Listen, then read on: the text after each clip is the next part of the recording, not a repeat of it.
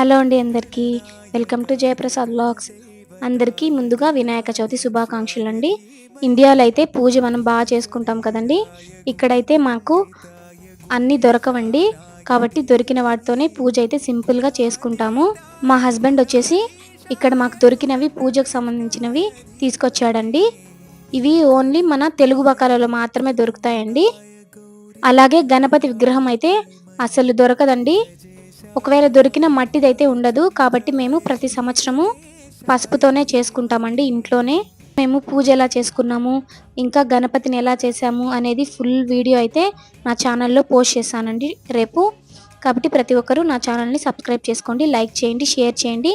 ఇంకా వీడియో నచ్చినట్లయితే కామెంట్ కూడా చేయండి. ఓకేనండి, బాయ్.